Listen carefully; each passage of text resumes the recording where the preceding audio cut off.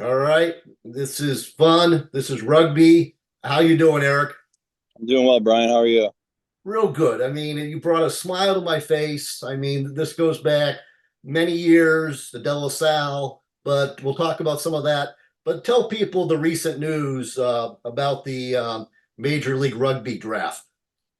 Yeah, I just finished up at St. Mary's College, and was just drafted to the Charlotte Anthem. So I'm gonna go play rugby next year. Right. And you're modest. I mean, it was many rounds in the draft. Who was the first pick in the first round? Charlotte was the first pick. Right, but that was you. I mean, I meant Yeah, you're very picked me. modest. No, I mean it's fantastic. And then, I mean, I know you football, rugby, but it's leadership. Tell people why you're not already in Charlotte. Yeah, I stayed a fifth year at St. Mary's to do my MBA, and it's probably like a 2 year program, but I kind of crunched it all down into like a year and a half. So I just finished up last week with my MBA on Friday. So I've been kind of grinding away all summer at school and really focused on that, trying to get it done with. Right. Because you're going to play rugby as long as you can. But this is what I love meeting you. I met you as a young kid, and I could tell you're a leader, that you had a future in sports. Tell people what you want to do after rugby's all over. Yeah. I think staying involved in sports is something I always wanted to do. I've actually been working a couple of different internships, doing like commercial real estate, working at it's like an administrator kind of in a way, and stuff like that really interests me. And, I'll kind of just keep going with whatever opportunities come and make the most of them. Right. And we'll get back to your future after rugby, but tell people that don't understand Anthem RC Rugby Club. It's like European RC. Yeah. It's in Charlotte. And tell them all there's 10 teams in the league, but tell them why Anthem is unique. Yeah. So the league's been around. The league's pretty new. I think it started in either 19 or 2017, probably 2019. I think now it's up to 12 teams, and Anthem started just last year. It was one of those expansion teams over in Charlotte, and the whole goal of Anthem was to develop young American players for the national team. The national team's based out of North Carolina as well, so kind of building that pipeline. There's a lot of big international stars that come over into the league, and obviously they're very experienced and good and awesome to have on the team. But Charlotte's really trying to make itself unique, where it's really focusing on developing kids out of college and giving them a pathway to get to the national team. Yeah. And is it all American, or do you guys have a couple internationals on your team, or Anthem is all Americans? I think there's a few internationals. I think they're still finishing up the roster for next year, so I don't fully know. I think they've got a handful of internationals that come over and help mentor younger guys. You know what they would do? They would try to fill the rosters with Americans, and if there's a slot they can't fill, where do they go? Like New Zealand or Australia? What's the hotbed for rugby? Yeah, I mean, I think New Zealand, obviously, Australia is really big right now. France is really blowing up. A lot of money's over there in Japan, kind of just all over Europe, I would say. No, it's an international game. I mean, yeah, do well with Anthem, and you could be traveling around the world. Yeah, that'd be pretty sweet. All right, and it all started what in Concord or Walnut Creek. You grew up there watching De La Salle. I met you at yeah. What are some of your memories watching De La Salle and then playing for De La Salle? Yeah, I came into Del Sal. I was playing football, basketball, baseball my first 2 years, so that's kind of where all my focus was, especially with football. Obviously, it's a big time commitment, and it's very rewarding. But you put a lot of effort in, a lot of work in, and that's what makes it so special. And then my junior year, I went out for played football, and then I went out for baseball, and there didn't make a spot on the varsity team. So that day I went out to rugby practice. Started playing rugby. Talked to the Allen Ball about it. He was all for it. Very transferable skills. Like it's very similar. If anything, I think playing rugby kind of enhances your football skills. And then went into my senior year playing football and rugby again, and yeah, I had a great time. Right. So I didn't realize that. So it was fortuitous for genes to cut you in baseball. That put you on seriously. That did that put you on your rugby path? It would not have happened. Yeah, I mean, I kind of always wanted to play rugby. I didn't think I would start playing until college, but I guess everything kind of happens for a reason, and I just went out and I really loved it from then. So All right. All those sports, I'm one of the few guys that does research, and I've met him. You've learned from the best. Tell people about your dad, Marty. He played all the sports. yeah, my dad was a good athlete apparently back in the day. Um, no, he grew up in the city, played at Reardon, did really well over there, played football, soccer, baseball, and he wrestled for a bit, just did a bunch of stuff, and then went over to St. Mary's to play football and baseball. And then his senior year actually went out for rugby, and didn't do baseball. And then he kind of just fell in love with it from then and ended up coaching football and rugby at St. Mary's for about 15 years, I think, maybe a little bit more. And then got into the athletics program. And, obviously there's a lot of St. Mary's athletics program guys who go back to De La Salle and help out. So I knew a lot of them. He actually, coached guys like Coach Tuffley, was really, really good friends with Coach Jacoby, coached with him a bunch. So built a lot of connections that way. And that's why I think when he sent my little brother and I to De La Salle, I was so comfortable and confident in the coaching staff there. Right. The St. Mary's De La Salle connection. Well, that's why I remember being at practice and Tuffley would mess around and call you Erich. Do you remember that? Yeah. Yeah. Yeah. Yeah, Tuffley St. No, it's fantastic. You mentioned Jacoby. You must have met Jacoby as a young kid. Pay a tribute to the legend of Coach Jacoby. No, yeah, definitely very, very tragic and sad. And I think one of the things that stood out to me was at his service at St. Mary's was how many people showed up. And it speaks volumes to the man he is, and all those people coming out and supporting him was great to see. And yeah, he was an awesome coach, awesome mentor. Yeah, no, I think about that, being at practice, not just meeting you and the team. I knew Coach Allenball a little bit, but meeting a guy like Jacoby, I'm not even on the team, and he treated me like $1 million, and I miss him, a legend. And yeah, that's it. The St. Mary's De La Salle connection, going back to even like Ladd and Edson Cobra. I mean, you're part of that. You mentioned the rugby at St. Mary's. I mean, it's on the uptick. I mean, I think you guys, you won something in San Diego, I think, or am I making stuff up?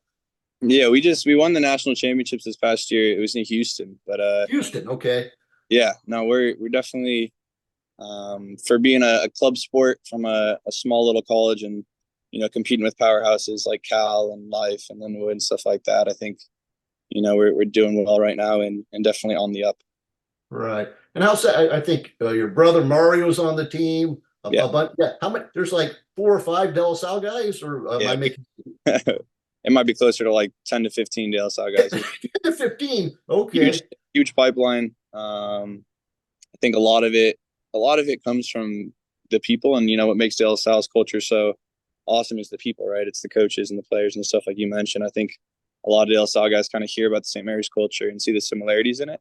And then once they come over, they're all in. So I think all the De La Salle guys who come over are great workers, though. Hard workers, get after it. They're good dudes.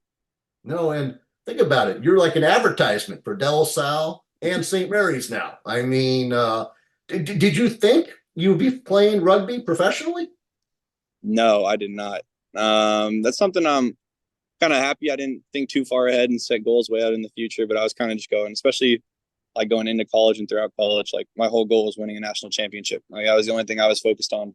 And similar to De La Salle, it's like the only thing I was focused on was winning a state championship. And things kind of play themselves out, and opportunities come up, and yeah, just making the most of them when they come. Right. So you already your first goal, the national championship. And then what about draft? When did you know on like draft day? I mean, was there a party? I mean, did you know you were going to be number one? How did this all happen? Yeah, I didn't know anything for sure.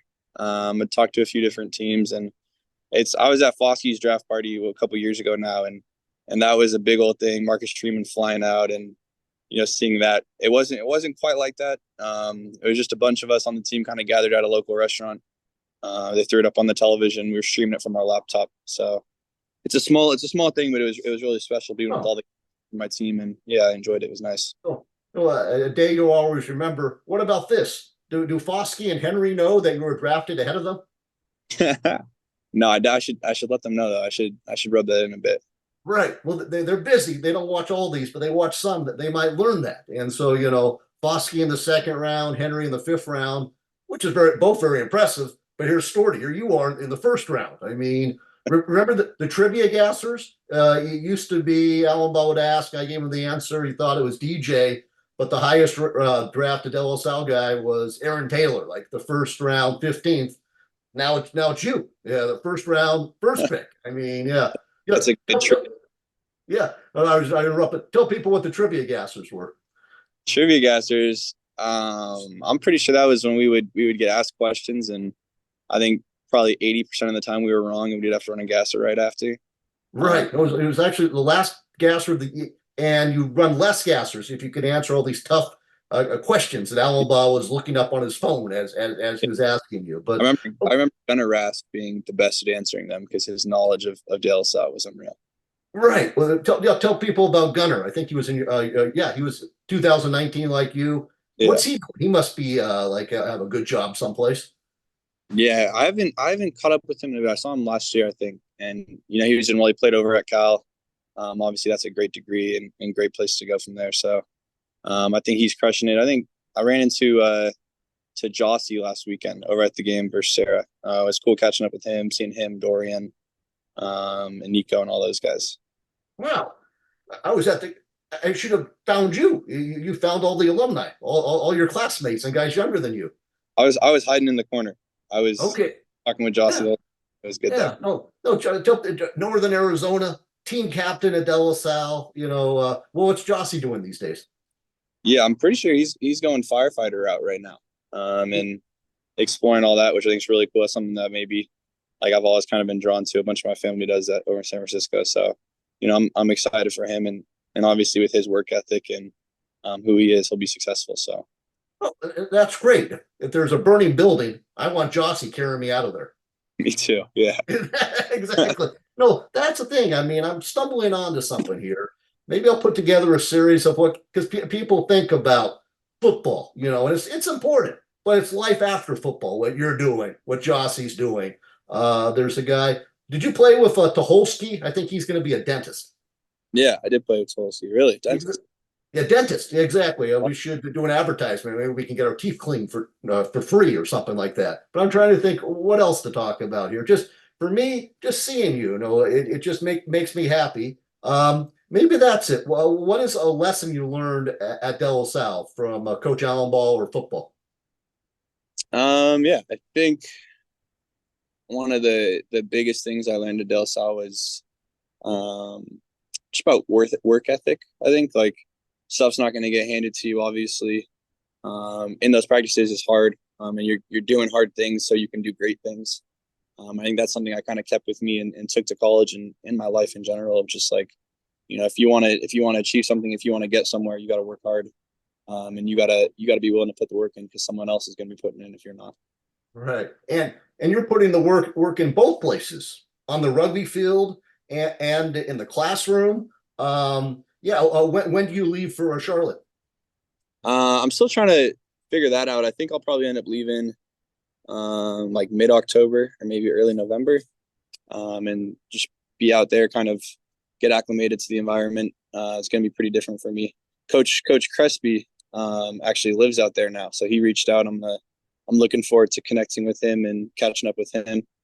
And yeah, I think I'll go out around then, and then the season starts in January. I'm pretty sure preseason starts, and then kind of just builds up from there.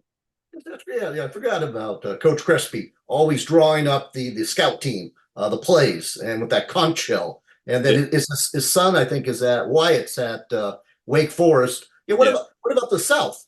Are you going to become a Southerner?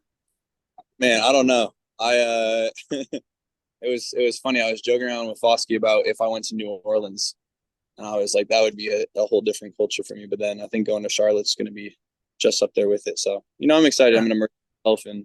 No, that's the thing. You embrace it. You'll learn new things, new customs. You might say you all or something. I don't know what they do in the South, but what about this? Like, there's 10 teams. I saw there's a team, I think, in San Diego and Los Angeles. It's down the road. I mean, you'd be an administrator. Could they put a team in like San Francisco or Oakland? Man, that would be sweet. And there's a lot of it's kind of a hotbed of rugby out here in the Bay Area too. I think it's just a little pricey right now, but hopefully as the league develops and grows more, it starts to expand. Because I mean, I would love to come back here and play. I think that'd be Right.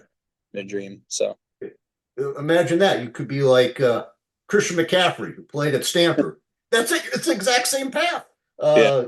yeah, Charlotte, exactly. Now we just need this expansion team, and then you could come home. But you're going to be happy wherever you are. What about, have you met the leaders of the league, like the commissioner or the people that run it? yeah. I went on tour with the U.S. team. It was in the States, but it was in like Chicago and DC earlier in the summer, and I was able to meet the CEO of the MLR and USA Rugby and talk with them a little bit. I think they're juggling a lot. One of the big things is the World Cup is going to be in the U.S. in 2031, and for men, and then 2033 for women's. So the whole goal is like building the sport in America, getting it bigger and bigger, and getting more youth to play, getting more, growing the high school scene, and then obviously from the ground up, hopefully making it a bigger thing. And then by 2031, it's kind of when we want to be able to like peak. You're like the women's soccer team from like 1999. Yeah, hopefully. Hopefully. That would be a good model to where they've taken the game. And I'm trying to think anything else. I'm just is there anything I've forgotten to ask you, or anything you'd like to add? No, I mean, I went out to watch that Sarah game, and the team looked real impressive. What are your thoughts on the team this season? How do you think they're going to go? Yeah, no, it's been a very good start because every team they've beaten has been good, and they beaten them. The scores that Sarah, you might have been standing down there, that fumble before the half, and then not only that, then De La Salle, I think Blanche had the big long run, and then they throw the ball to Nicholas, and then and that was a big swing. Yeah, no, this is interesting. Then this week another tough game. No, they just got to keep winning, who beat who's in front of them, and they have to go to London. I mean, how crazy is that? All the path that you've laid for them and the people before them, going back 30, 40 years. Now they're going to London. Have you heard about this? I have, yeah. So I actually went on a London and Ireland tour last year. It was for rugby for St. Mary's actually, Right. and spots where they are and stuff. They're gonna have an absolute blast. I think it's really cool. I think the opportunity itself for that team and getting to travel together and stuff like that. Not a lot of high schoolers get to do that. So I think going on that tour is gonna be awesome for the team. And yeah, I'm really excited for them. They looked really good, I thought. Yeah, no, that's it. And people don't have to know this. I mean, very good. In fact, before Dorian emerged, it was you and Jones trying to find out who, I think you grew up with Jones, who was going to be the quarterback. And then suddenly there's number 90. Remember that? He was like throwing a touchdown in one of the playoff games. And Uh, then I think, did you switch to defense? I can't remember. yeah, I moved to Spartan the next year, so I played Spartan my senior year.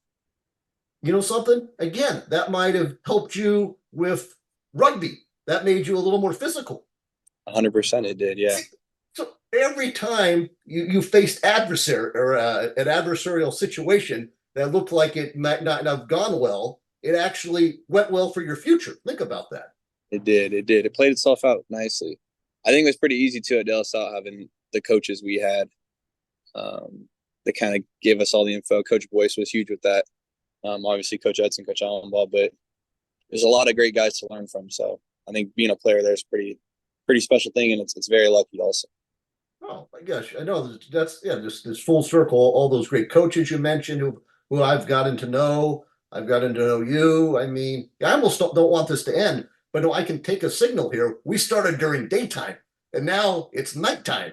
And no, but no, you look big time. It looks like you're like, I think you're in your backyard, but it looks like you're like in a fancy restaurant in front of a nice Instagram thing where people take photos in front of an ivy wall or something. My friend works at a gym over in Lafayette. I'm at the gym sitting outside. That's it. So that's it. That definitely, you look like you're in Lafayette. You have a nice, is it on Monte Abo Boulevard? I think it is, yeah, Oakwood. Okay, yeah, I don't know. We should get them to be our sponsor. But no, Eric, I mean, this is fantastic. What I'll do is actually I'll tell you afterwards. But yeah, let me just wrap up here and thank you. And I gave you the final word, and you asked me a question. That's why I like you. You're a pro, you know. And so this is the official final word here. Awesome. Well, no, I just want to say thank you. Um, I love how you're so passionate about De La Salle. I think it's really awesome, and it helps, keep us alumni engaged and helps us follow along. So thank you for doing what you've been doing. Wow, no, this is great, and it makes my day when I reach out to you and you want to participate, you know, and so oh, it's fantastic. No, just give my best to your mom and dad, your brother Mario, and what I'll do is I'll stop the Zoom here and talk to you for a few moments afterward. But this could not have gone any better. Sounds good. Thank you, Brian. Okay, very cool. Hold on a second.